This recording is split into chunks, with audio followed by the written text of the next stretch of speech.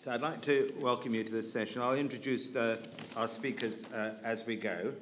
The lead paper is Climate Change Denial in a Perverse Culture.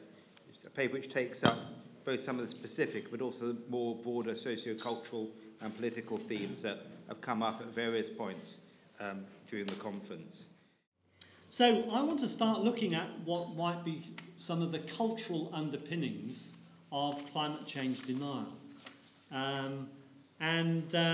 What I want to suggest is that we need to think of denial as a cultural phenomena as part of what I'd think of as a perverse dimension in contemporary culture. And I'm particularly thinking here about our culture, our Western culture, and maybe particularly that aspect of our Western culture which has been very strongly informed by neoliberal politics and a neoliberal kind of almost approach to life, you could say, in some ways. I've been very influenced by the work of someone called Susan Long, who's a former president of the International Society for the Psychoanalytic Study of Organisations, who wrote a book a few years ago called The Perverse Organisation and Its 7 Deadly Sins. And her book was a very interesting book, which was a study of antisocial corporate behaviour. And the book was based on research and was published literally months before the financial crash, which then has affected us all so dramatically over the last 2 years. So it's a kind of very prescient book in that sense. And I think this dimension of antisocial behaviour at a corporate level can be understood as one of the effects of neoliberalism itself. I think one of the paradoxes of neoliberalism, which has been commented upon by many conservative commentators like David Willits and John Gray, as well as left-wing commentators, is that in a crucial sort of way, neoliberal policies undermine civility, where we think of civility as that dimension of an individual's willingness to moderate or accept some constraint on their own desires in order to protect the well-being of others. Okay, and that quote comes from Adam Lent, who's the Director of Research for the Trade Union Congress. And so there is, I think, in some crucial way, neoliberal policies over the last 30 years have undermined civility, not just in everyday life in communities. We've got the rise of the so-called ASBO kids and so on, but crucially, maybe in all different aspects of contemporary life in Western societies, including corporate life, and hence some of the problems that we now see have arisen in the financial services sector. Now, Susan Long's study was of organisations like Enron, long-term capital management, which were involved in the financial services sector. Enron, we all know about, imploded before the actual financial crisis itself. And she argues, in looking at those organisations, that there was what she calls a perverse structure operating in those organisations. So she's inviting us to think of perversity in a social and collective sense as an organised phenomena and not just in the individual sense. And those 5 dimensions of the perverse structure in these organisations, Long lists in this way. First of all, a pursuit of individual pleasure at the expense of others. And so what she's talking about there obviously are the incredible bonus payments and share options and so on that many people in the financial services sector have been in receipt of and continue to be in receipt of. In a situation in which reality is simultaneously accepted and denied, so this is the perverse notion of denial that I'll talk about much more in the paper, requiring the collusion of others, in the case of Enron, tax lawyers, accountants, auditors, and so on were involved in the process of organised collusion that made these malpractices possible. Where instrumental relationships dominate, by that she means the use of others, and I think we could include here obviously also nature, an instrumental attitude which sees these things simply as means to an end. And finally, once such practices take hold, she says they become normalised. Perversity begets perversity, as she put it. So she's trying to outline 5 dimensions of what she calls a perverse structure at work in these organisations. And I think one could therefore suggest that perhaps that idea of a perverse structure might help us understand some of the ways in which that financial services sector as a whole has been operating over the last 15, 20 years, which has brought about its collapse. Now, whilst psychoanalysis, and Susan Long used to be a psychotherapist before she became much more involved in working and thinking organisationally. While psychoanalysis specifically locates perversion in terms of sexuality, more recently there's been considerable interest in perversion as a corruption of thinking. That is, as a state of mind belonging to an individual group.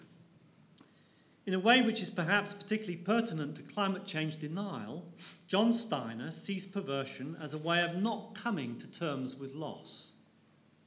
For Steiner, if we're to truly come to terms with the fundamental aspects of the human condition, of our dependency on others, our mortality, the necessary constraints upon our desires, then we must face up to loss. In the perverse state of mind, reality is dealt with by misrepresenting it. Steiner goes so far as to suggest that sexual perversion may be a special instance of a more general perverse attitude, one more in line with the everyday meaning of the term perversity. In this more general sense, perversion involves a turning away from what is true or right, or, more strongly, an obstinate or stubborn persistence in what is untrue and unreasonable. Oxford Dictionary. And here the resonance with climate change is very strong. In this sense, perversion also has connotations of deviance, leading oneself or another astray. At the time that Steiner was developing this, he was also developing a very interesting theory concerning the existence of what he called a pathological organisation in the mind, and hence his belief that one part of the mind could be, quote, perverted, led astray, or corrupted by an agency working against what is true or right. Crudely put, we could say that whereas Freud suggests, through his idea of the superego, that there is a policeman inside our head, Steiner adds that there may also be a pimp inside our head, a fixer who seduces us with his promises and tells us that we should be able to have what we want. This is a very relational perspective on perversion, in which the role of collusion is paramount, one of Susan Long's dimensions. And from this perspective, the boundary between the collusion going on inside our head and the collusion going on outside begins to break down. Susan Long's debt to Steiner is obvious. Returning to the theme of loss, the perverse aim is to protect us from having to face reality rather than helping us to confront it. It arises at the point where outright rejection of reality, in other words, the psychotic form of denial, becomes increasingly untenable. And we can think of an analogy would be with the midlife crisis. You know, once that midlife crisis really begins to take hold, and the reality of it becomes palpable. Yeah, one can no longer use that kind of more disavowed form of denial. One has to deal with it in a different kind of way. Whereas in outright rejection, reality and belief are kept completely split apart, and there is a retreat from truth into omnipotence, the perverse attempt to deal with reality occurs when some kind of integration between belief and reality has begun. Steiner describes the perverse response as artful. And I think this helpfully prompts us to consider a state of mind and a set of practices which thrive on ambiguity, illusion, evasiveness, trickery, collusion, and guile. This is the territory of half-truth, of distortion, of compliance with the letter whilst defeating the intention or spirit of the law.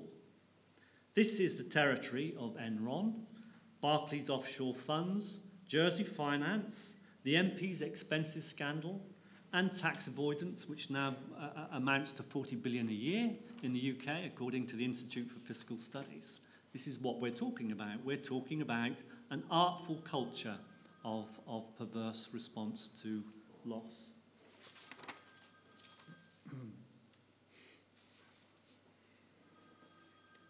What I want to do then is to look at each of the first three of Susan Long's dimensions of the perverse structure. And the first of those is perverse pleasure, taking one's own pleasure at the expense of others. And it links, I think, to a number of things that we've talked about in the conference so far. The element of entitlement in this form of pleasure, that in some sort of way it is our right to enjoy these things without having to contemplate the cost to others. But I think also there's a crucial aspect of cruelty in perverse pleasure. There's a callous indifference in that sense to the fate of the other upon which one's own pleasure depends. And I think it's easy, maybe in some ways, for us to project our own greedy entitlement into bankers and people like that. But if we begin to think of this as a more widespread cultural phenomena, then we have to begin to contemplate the existence of this kind of culture that we are all participating in and colluding and a part of. I think another element of this perverse pleasure is a kind of parasitism. Parasitic relations are perhaps exemplified again by finance capitalism, and the way in which I think the relationships that have evolved, particularly over the last 30 or 40 years, but these are historical relations between the developed and the developing world. And I think in that sense it's salutary to look at the Human Impact Report, Climate Change and the Anatomy of a Silent Crisis, produced by the Global Humanitarian Forum, which suggests that already climate change is probably responsible for upwards of 300,000 deaths a year in the developing world. So there is this kind of parasitic element as well, I think, that is a part of our culture in which our well-being is enjoyed at the expense of others. And climate change exemplifies that kind of parasitism. I want to move on because I'm very aware of time here. I want to spend more time thinking about a second dimension of Long's perverse structure, which is perverse thinking. The problem facing citizens in the developed world is that we're cursed by our knowledgeability. Information saturates the world in which we live, and as a consequence, we cannot but help know about things we'd sooner not know about. Things such as global inequality and poverty, or massacres and pogroms, some of which, as in Bosnia, occur on our very doorstep. In his compelling book, States of Denial, Stan Cohen argues forcefully that in post-Holocaust society, organised denial has become a crucial mechanism for sustaining citizen apathy in the face of violence, injustice, and disaster. We know, and yet we seem ill-equipped to bear the pain of what we know. In the perverse state of mind, reality is not rejected outright, but it is, as Susan Long said, is simultaneously acknowledged and disavowed. So how does this enable us to begin to look at and think about some of the different forms of denial and scepticism that are such a frequently referred to topic in climate change, thinking about climate change. Well, let's take scepticism first of all. At what point does scepticism become perverse? In the early phases of any form of scientific inquiry, such as that which investigated the links, say, between smoking and cancer, scepticism plays a constructive role in the development of a robust body of evidence. But once such a body of evidence has become established, then the stance of the skeptic increasingly becomes an obstinate or stubborn persistence in what is untrue or unreasonable. That is, it becomes increasingly perverse. Now, doubt is central to scepticism, yet doubt is a complex and slippery thing. John Steiner gives the example of the troubled individual who has gained some insight into his condition, and yet who doesn't change. As he said in a 1985 paper, chance seems to play an important role in this process, as it forms the vital flaw through which truth can be attacked. Everything may point to the initial truthful observation, but it has not been proved beyond doubt. There is still a chance that it may be wrong. Now, I think many climate change skeptics of the ideological form use the Enlightenment virtue of doubt as their defence. And the reliance of climate change on estimates and probabilities provides such skeptics with a flaw through which truth can be attacked.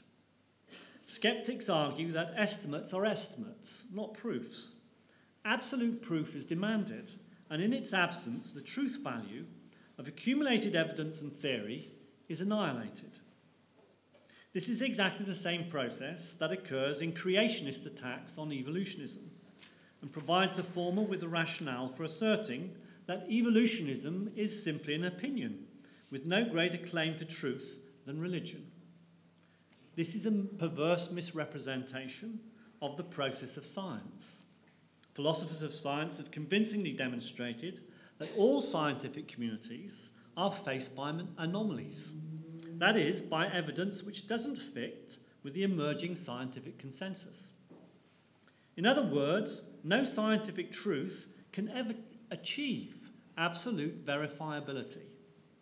But ideologists use this as a basis for questioning the entire truth value of science and climate change science itself. Within this perverse logic of the ideologist, those outside the consensus are the real bearers of truth. In contrast, the consensus is construed as an exclusive group of insiders, a conspiracy against free thinkers, a highly politicised, quotes, a highly politicised scientific circle, according to Sarah Palin.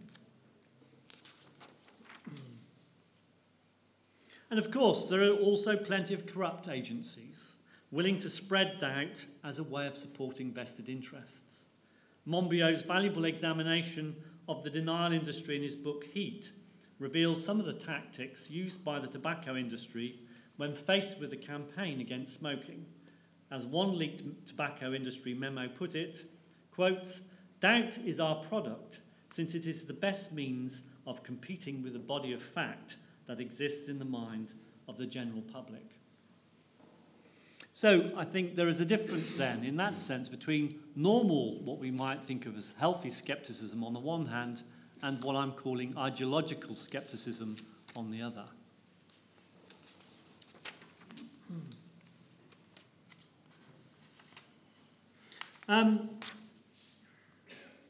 I think a second strategy of dealing with of the perverse strategy to not being able to face the facts, of not being face up to loss, is covered by Steiner in his phrase, turning a blind eye.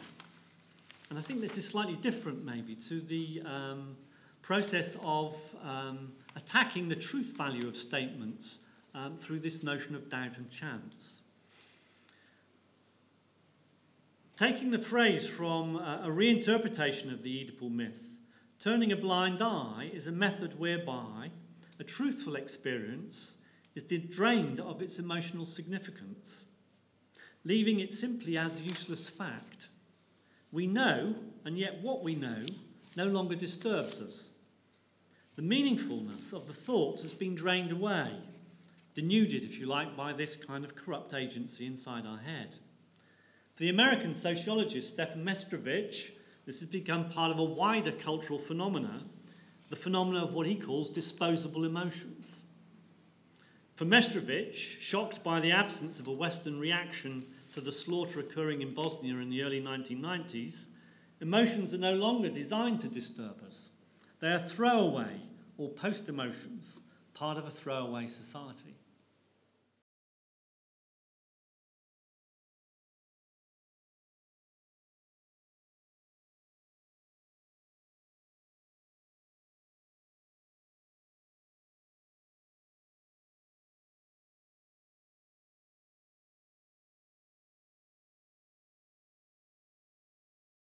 Well, I think you'll agree that Paul Hoggett's excellent account of perverse culture was a lively and informative account, but it left me feeling rather depressed. And it's this feeling of depression that I'm going to try and look at. Because what does this ubiquity of a perverse culture say about the outlook for the planet? And what does it say about human nature in general? So that I believe that this feeling of depression is appropriate and that it's better to face it while we can, even though we know that sooner or later we'll slip into the familiar evasions that we all rely on. I think this means that we have to accept that our views of human nature have been simplistic, and perhaps because of this, that attempts at regulating climate change, preventing it happening, have largely failed. The feeling of depression is not due to an absence of goodness or decency, or of natural cultural richness, of wonderful things in nature. Rather, it arises because the good things we value are precisely those most under threat. Moreover, our attempts to protect them have been weak in comparison with the power of the destructive forces that are mounted against them. Now, this is the situation that Melanie Klein considered to be at the very heart of depression. Namely, when we come to appreciate and value our good objects and at the same time are unable to protect them from destructive attacks. These attacks coming both from outside but also from within ourselves. Now, that ordinary methods of thinking have failed is increasingly being accepted. Of course, it's right to continue to do everything we can to bring about climate change reduction and to use every argument that we can muster to create a more rational world. But I think it's clear that it hasn't worked. George Monbiot, and I think Paul himself gave us lots of evidence of this, but George Monbiot himself admits defeat in his wish, as he put it, to teach the world how to stop the planet burning. Recently, he wrote, "Climate change enlightenment was fun while it lasted, but it's now dead. To compensate for our weakness, we indulged in a fantasy of a benign paternalistic power acting in the wider interests of mankind. We allowed ourselves to believe that with a little prompting and protest, somewhere in a distant institutional sphere, compromised and decent people would take care of us." He says they won't, and they weren't ever going to. He next asks, well, what do we do now? But he admits he doesn't know. All I know, he says, is that we must stop dreaming about an institutional response that will never materialise and start facing a political reality that we've sought to avoid. Now, I think many of the speakers, and I thought Paul Hoggett particularly, are trying to describe this political reality.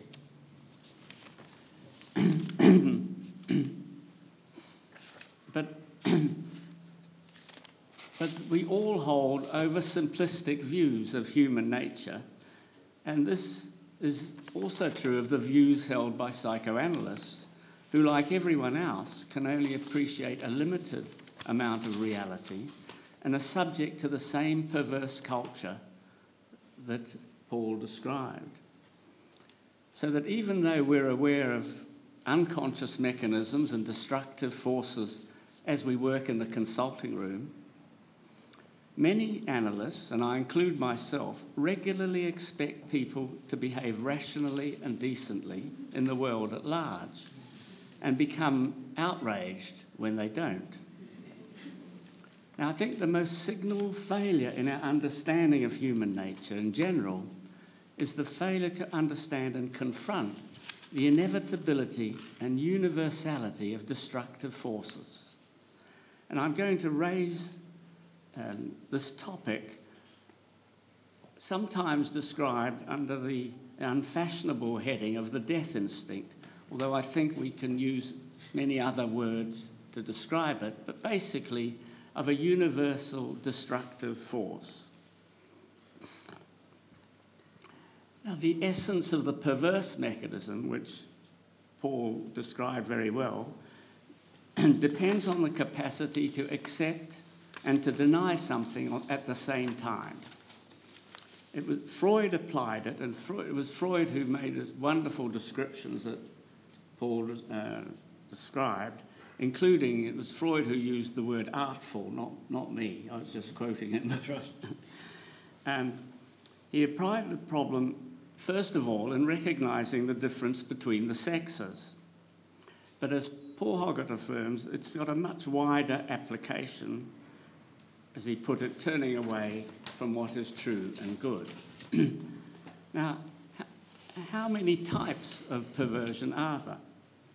In addition to the sexual perversions, I've argued that the perverse denial of the reality of death is the most pervasive and perhaps the most disabling. It leads to an unconscious belief in our immortality.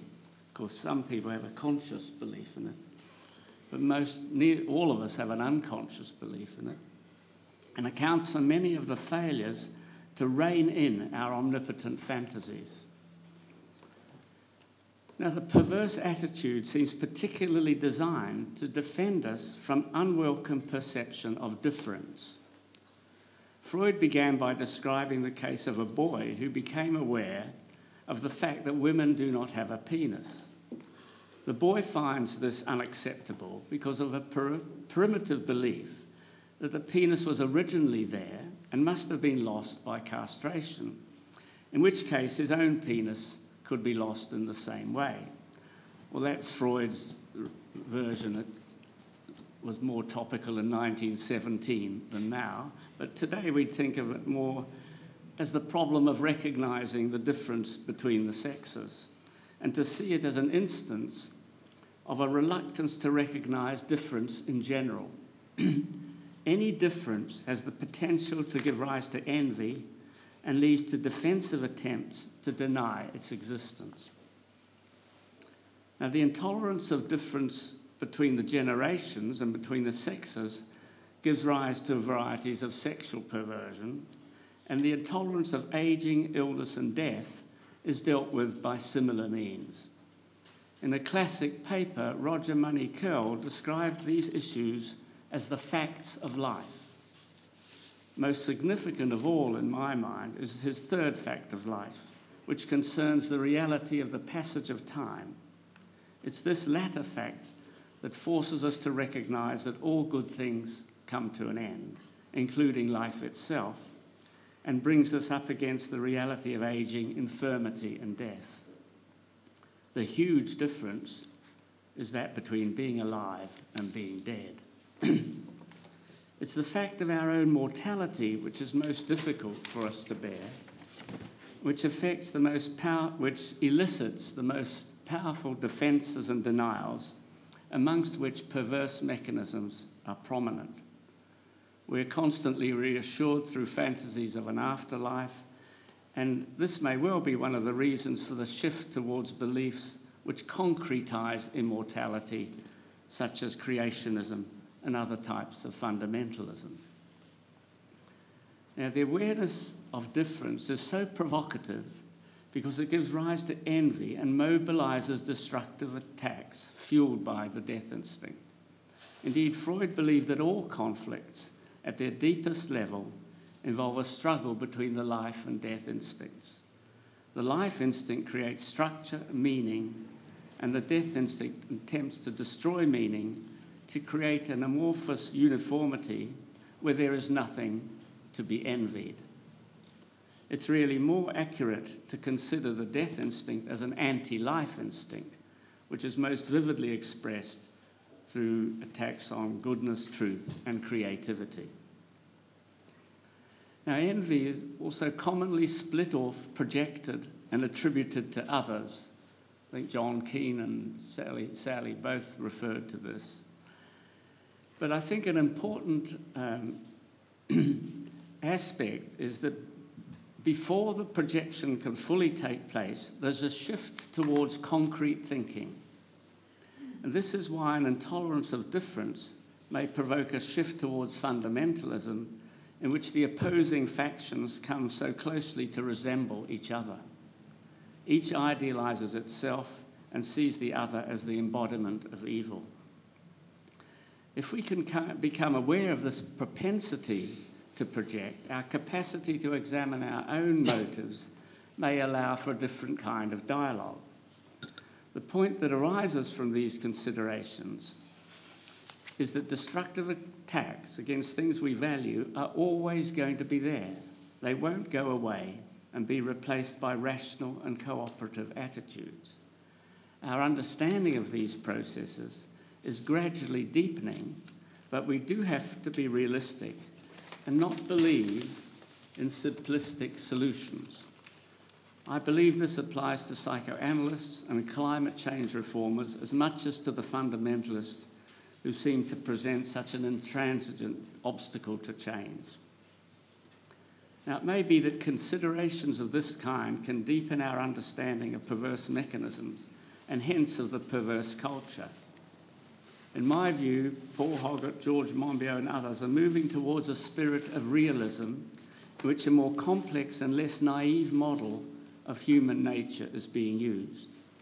I consider this to be an important advance, even though it doesn't answer questions like, what do we do now?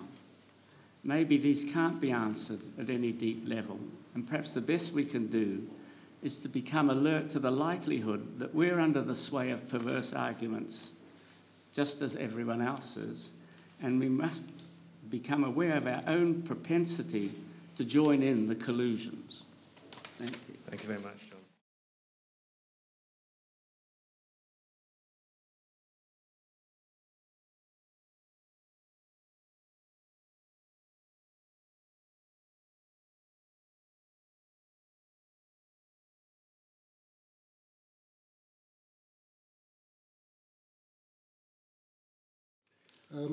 There's very little I had to disagree with in Paul's paper, and so I'm going to follow his own aim, and to some extent John's aim as well, which is to think a bit further about the concept itself, and also locate climate change denial in a wider conceptual grid. I think there is some agreement among most of the people talking about what the meta question is. The problem, says Hoggett in his paper, is that despite the overwhelming scientific evidence, there appears to be widespread denial that we are facing a crisis. In the opening words of Sally's paper, why are so many people denying climate change? And it's the gap between knowledge and reaction and action, which one way or another is seen as the center of the problem. That what in a sense has happened is that we are concerned not so much with first order questions about the roots of climate change, we're concerned with the second order questions about climate change denial and its possibility of playing a causal role as well as being an object of study in itself. Now, denial is not a simple, concrete social phenomena. There's some common threads running through all those diverse cases which we diagnose as denial. Now, one solution is a kind of nihilist social constructionism, which says whatever is called denial, we'll go along with that and call that denial. And that is the only thing that these different situations or events have in common is that they socially constructed as denial. Now, I think we can go some way along with that route, and it is, in fact, the literature on the social construction of social problems which I think we need to look at more. We need to understand how climate change denial has been created as a meta-problem. It's an anti-denial movement. And who are the moral entrepreneurs behind anti-denial movements? Well, they're people like ourselves. And so it becomes much more difficult to see ourselves in terms of what we do socially. And I think that's something of what John said in terms of seeing our own, in this case, psychoanalytical theory. But there is something that runs through all these diverse phenomena that we call denial, and I'd like to argue that there are two lowest common denominators that give a distinctive meaning to the concept of denial as a concept which is used to explain that gap, the gap between knowledge and action, the gap between action and thought, etc. The first common factor is that, strictly speaking, the concept of denial should only be used where the difference between knowing and not knowing is not what it seems to be. It's not a wholly rational difference. Labeling a state or process as denial implies something more. It requires some special requirement, something that cannot be explained as genuine knowledge, genuine lack of knowledge, that is to say, ignorance on the one hand, and straightforward, chosen, intentional lie on the other. That is, there's something paradoxical, something strange about that continuum. It indicates that what is at stake is that the status of knowing and not knowing at the same time. That is to say, what gives this gap its paradoxical quality is that it depends on the state of denial being something that occurred in which knowledge, the state of knowing and not knowing occur at the same time. You're aware of a fact, but you fail to acknowledge it. And you fail to acknowledge it in three ways that I distinguished in my book, which I think still apply today. Three ways. The first way is literal denial. What you fail to acknowledge is the fact or event having happened. The second is what I call interpretive denial, where you acknowledge the fact, yes, this was the record of climate patterns from in the last 10,000 years. Yes, that event happened. And interpretive denial says, yes, it happened. It's not literal denial, but it happened in a way other than you think. It's not what you think it is. It's moderate physical pressure, not torture, to use one example which I was involved in researching. It's population transfer, it's not ethnic cleansing, etc. And the third form of denial is what I called, in a rather clumsy word, implicatory denial. That what you're denying is not the fact, not the conventional interpretation of it, but rather the moral, political, or psychological implications of the fact. You should do something about it. And too often, the term denial is used rather loosely to refer to one or other of these stages without pointing that out. True denial requires that the special paradox of knowledge, knowing and not knowing at the same time, comes out. Some expansion about the dialectics of knowing, you remember what infamously made by the US Secretary of State George Rumsfeld in his account about knowing, and it's very, very interesting to re-look. Rumsfeld said, this was a news conference in February 2002 about Iraq. Reports say that something hasn't happened are always interesting to me, because as we know, there are known knowns, That is, there are things we say that we know. We also know that there are known unknowns. That is to say, things that we know, we don't know. But there are also unknown unknowns. These are things that we say we don't know, we don't know. Of course, what Rumsfeld leaves out is what interests us, which is things that we know, but say that we don't know. And that's the crucial fourth category that we have to look at. And this, of course, is pretty close to denial. And that's for Hoggett, the perversity of denial is, the perversity of the culture is that there's a radical disconnection between the scientific knowledge and the way we know, how scientific knowledge is received, and between knowledge and behavior. And I'll come back to the question of what this scientific knowledge is. So that's the first requirement for a theory of denial, that it recognizes that paradoxical relationship between knowing and not knowing. Secondly, the second requirement for a working conception of denial is that it somehow should make sense in both the psychological and the social realm.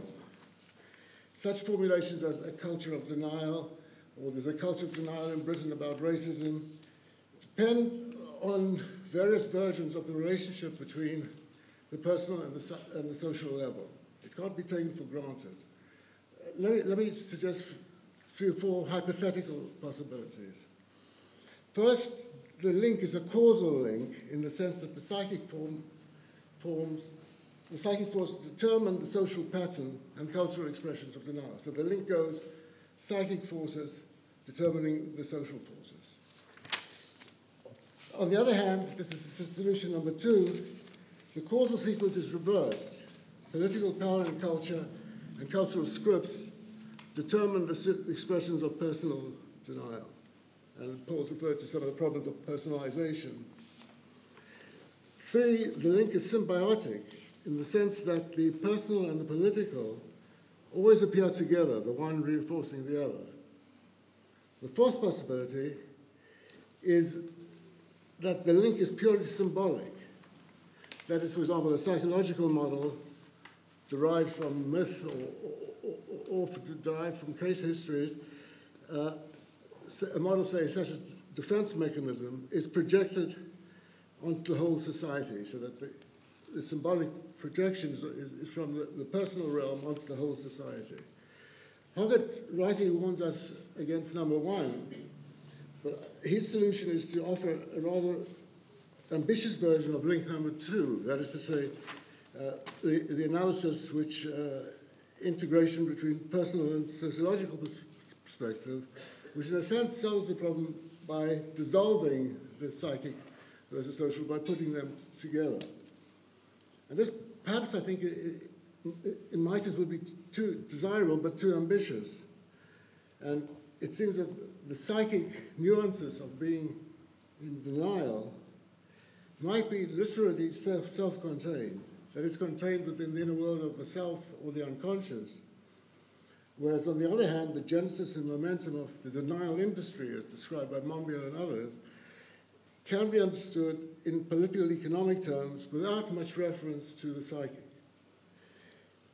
This raises for me an important distinction between denial and denialism, which I think is much, much more important. Denial is the generic term used to cover all sorts of things, ranging from psychic defense mechanisms to cover-ups by multinationals. And the term in denial, so that's the generic use of the term denial, covering inner psychic mechanisms on the one hand, mass behavior of corporations on the other. And the term in denial, though, should be restricted to cover up to the personal states and their cultural variations, which exhibit the cultural paradoxes that Hoggett described: territory of perverse culture, of collusion, of virtualism.